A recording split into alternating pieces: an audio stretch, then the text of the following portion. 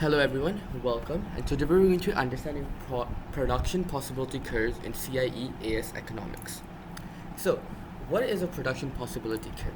It basically shows the combination of two products that can be produced in an economy with like a set amount of resources in a set time period. And this is assuming ceteris paribus, which is basically when all other factors than the one being changed remain constant.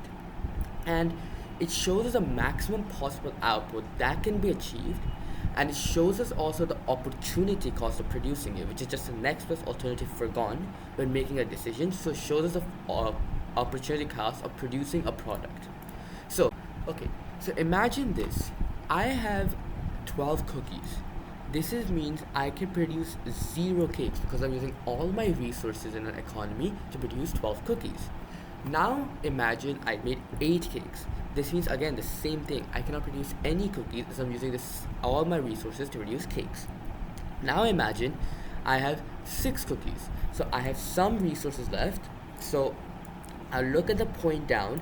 This shows us there's 4 cakes being produced. So for 6 cookies I can also make 4 cakes. So that shows us the resources are being used, and this is how a product possibility curve looks.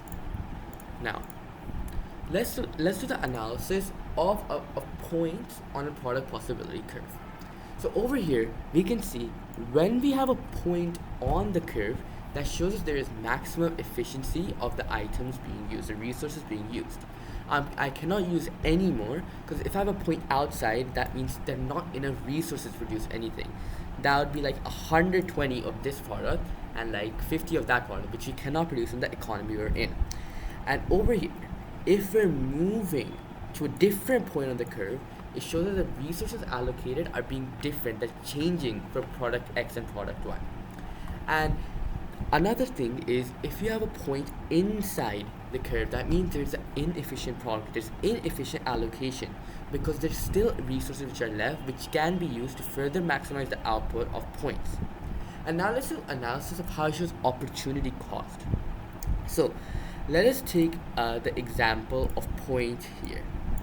I am producing 120 of product X and I'm producing 0 of product Y. And now I'm moving to point B. So I'm giving up 20 of this, but I'm producing 40 of product Y. Isn't this right? Now let's go down again. I'm losing, let's say till 80. So let's say over here I'm losing another 20, but now I'm producing 60 products. What is this? So this shows us that there's an increasing opportunity cost. Okay, so now when my point is moving from A to B, I'm still losing around 20 of this, but now I'm producing even more of product Y. I've increased it by 50 from 40. And this shows us there's an increasing opportunity cost. I'm giving up even more. There's an increased, when I'm making a decision, I'm giving up even more. And now, if you imagine, this would be the shape of a curve with a decreasing opportunity cost. As I see over here, from product 1 to product 2, I'm giving up a large amount, but from product 2 to product 3, I'm giving a smaller amount up. So I'm giving up less and less as I produce more of one product. That is a decreasing opportunity cost. Now let's just look at shifts along the PPC. So shifts occur when there's an increase in productive potential or the capacity of the economy. So more of both goods can be produced. So more resources are available in the economy to produce more. So this is what a shift would look like in the PPC. And what are causes of shifts? So it can be either productivity rises in labor, so I buy new technology, which is even better. There's an increase in population size, so there's more labor available, more people available for employment, so more goods can be produced. And skill of labor can be improved. So if they're more educated, they'll produce better labor. So it'll be more productive, so produce more of both products will be possible. And now let's just look at downward shifts. These don't occur much, but there's 3 main reasons.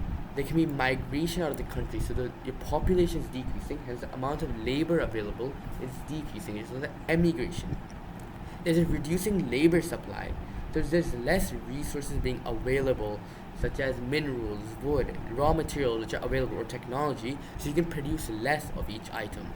And there's a reduction in financial education, so people are getting less educated, so they're even worse. So the quality of the labor force will decrease. Just remember, if there's any point related to direct change in prices, such as a price of a good increases from $1 to $3, this will not cause a shift in the PPC. This will cause a movement, as more suppliers will produce a different product. Now let's just look at the long-term and short-term effects. So if there's a shift in the PPC, this is a long-term effect. This is a long time period. Why? Because for example, I have a shift here and now it's over here.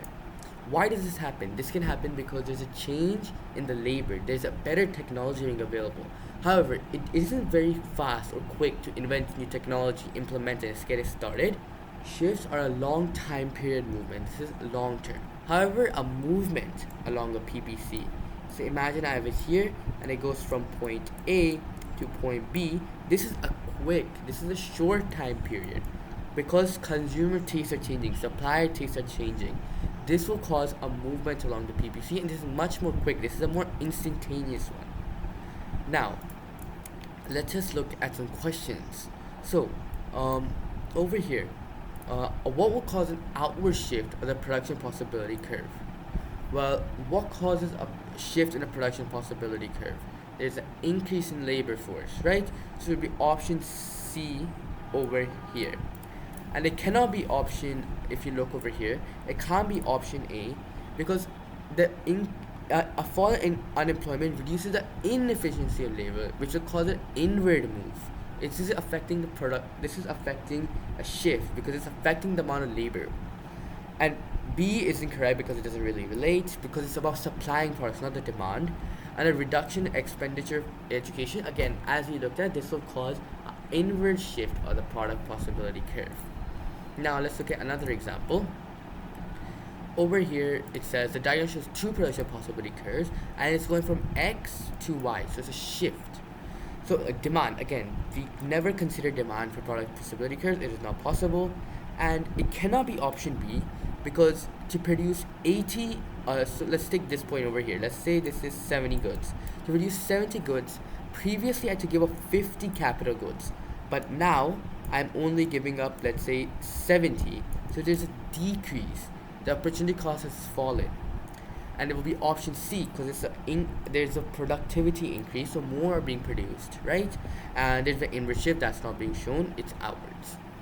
Now, let's look at a longer type question for this. In March 2017, Peru was hit by floods with the strongest winds in decades. Roads, bridges, houses, and capital codes were destroyed. It is expected that the damage caused will affect Peru's Human Development Index and economic growth rate. In 2016, Peru experienced 4% economic growth rate, which is higher than the growth rate of the USA. So analyzing the product possibility curve in the diagram, the effect of damaging weather on an economy. So let's first just draw product possibility curve. Let us take this as capital goods, and let's just take this as consumer goods, right? So let's say over here I was producing this much of capital goods, or I could have produced this much of consumer goods. However, after the winds, what has happened? There has been a decrease, right? Because labor forces are being affected, since the quality of labor, such as technology and the amount of material available, has decreased. So this will cause an inward shift, like we know, because there's a reduction in labor. So let's just label this as P1. The new product possibility curve will look something like this, P2, and we must show lines to show the direction of the change of a product possibility curve. And what would be the explanation over here? The explanation: due to the winds, there's been destruction in labor and technology and materials available. This is because the productivity of it to decrease, so less goods can be produced, causing the product possibility curve to shift inwards. And make sure you're labeling the axis. So that is everything for today, and thank you for watching, everyone, and I hope you enjoy, and best of luck for your exams.